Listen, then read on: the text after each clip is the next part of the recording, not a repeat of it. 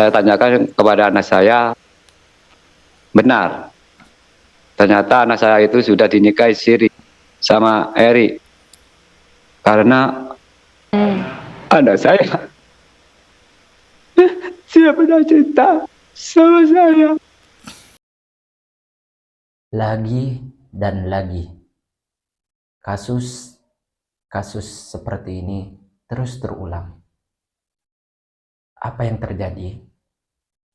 Yaitu kasus seorang pengasuh pesantren di Lumajang, yaitu pesantren HBM Habibuna Muhammad SAW atau dikenal dengan pesantren Habib Merah, telah viral.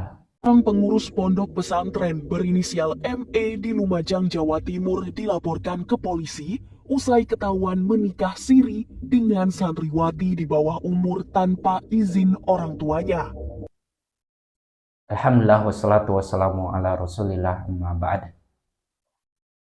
Telah terjadi pencemaran kembali nama pesantren di Indonesia, yaitu kasus pernikahan tanpa wali atau tanpa persetujuan orang tua santri tersebut, yaitu pernikahan yang dilakukan oleh Muhammad Erik, salah seorang pengurus dan pengasuh pesantren Habib Merah. Dan embel-embelnya ada nama Habibnya. Muhammad Erik, pengasuh pondok pesantren Habib Merah. Jadi nama pondok pesantrennya Habib Merah. Lagi-lagi ada embel-embel Habibnya, yang mana kita tahu di negara kita, di Indonesia, Habib itu dikenal sebagai cucu Nabi. Ya Allah, ya memang pelakunya di sini disebutkan bukan Habibnya ya, tapi lagi-lagi ada embel-embel Habibnya. Ini membawa nama Rasulullah jadi buruk ya. Dan pastinya pesantren ini bukan pesantren Salafi Wahabi. Dan kita tahu pesantren siapalah. Oleh karena itu, terkhusus kepada orang tua, selektiflah dalam memilihkan pesantren untuk putra-putri kita, agar anak kita pesantren itu mendapatkan ilmu dan juga dia selamat di pesantrennya. Berikut video salah seorang putri atau santriwati yang dinikahi oleh seorang Habib atau oknum Habib.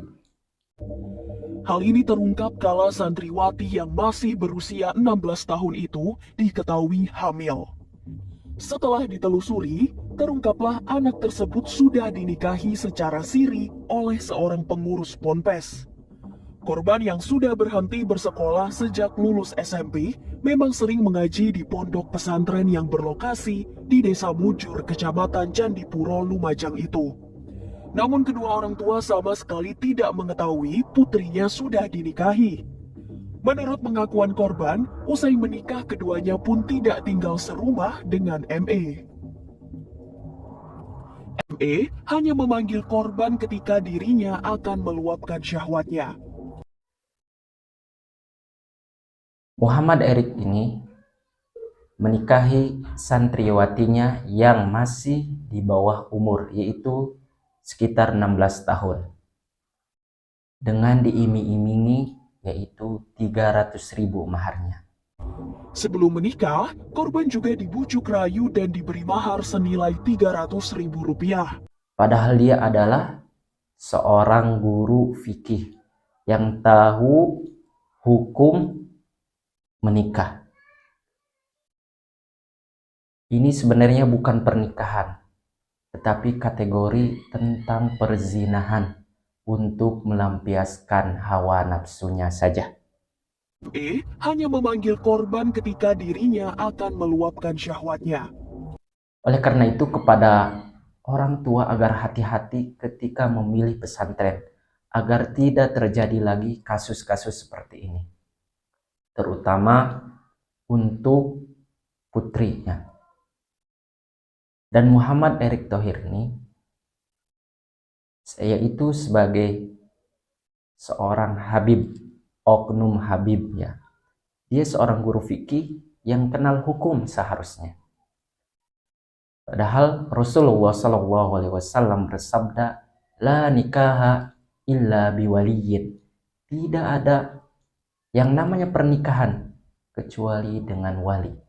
Tapi Habib ini menikah tanpa restu dari orang tua si perempuan tersebut. Menikahinya juga seorang santriwati yang masih di bawah umur.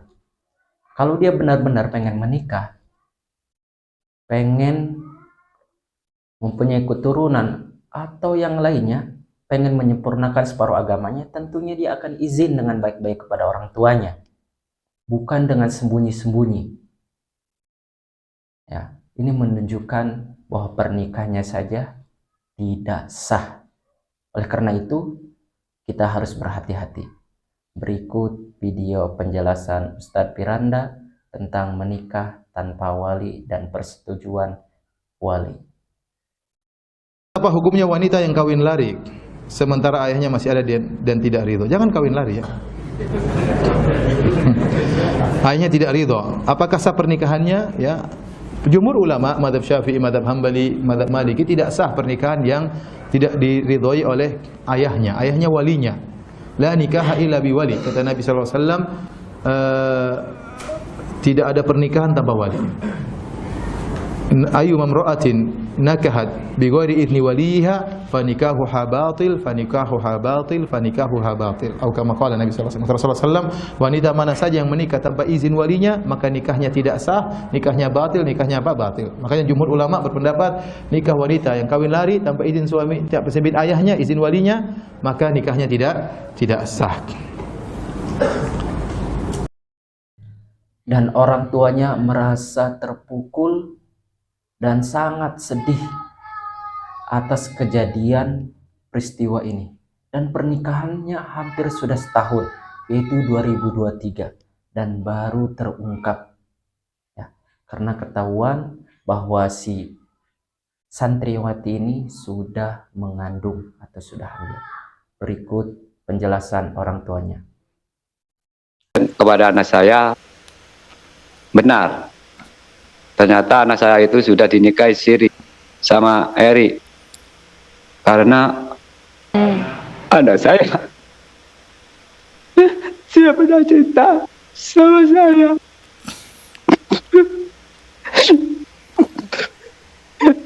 Orang tua mana yang tidak akan sakit? Hancur.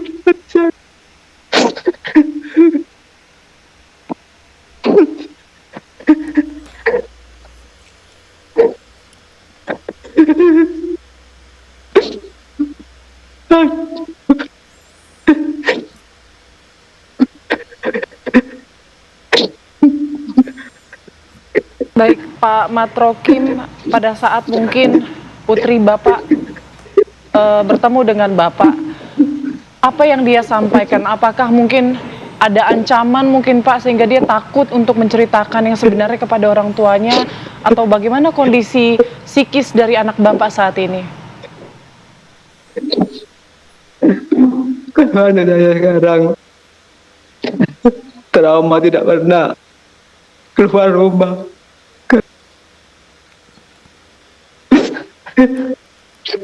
Kepada lingkungan.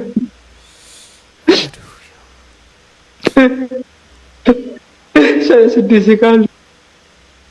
Dan itu ada saya gitu.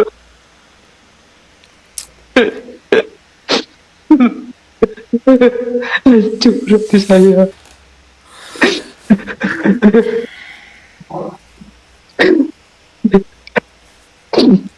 Saya minta kepada Bapak yang terhormat, Bapak Polres Lumajang, saya minta kebijaksanaannya untuk memproses ini secara cepat. Karena saya tidak kuat melihat ramai orang-orang membicarakan anak saya. Saya nggak kuat. Oleh karena itu, kepada seluruh orang tua yang akan memondokkan putra-putrinya, maka selektiflah untuk memilih pesantren. Lihat dulu akidahnya, bagaimana lingkungannya, apakah berlandaskan dengan Al-Quran dan Sunnah atau bahkan sebaliknya. Yang sampai kasus-kasus ini terjadi lagi, karena akan mengakibatkan tercorengnya nama pesantren dan guru-guru agama. Barakallahu fikum.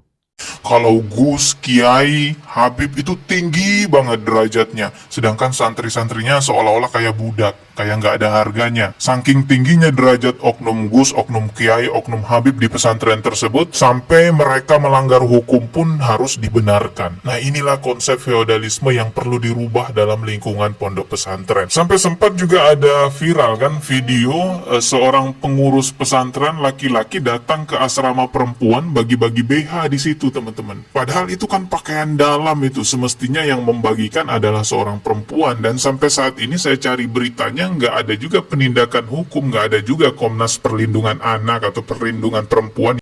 Alhamdulillahi Rabbil Alamin.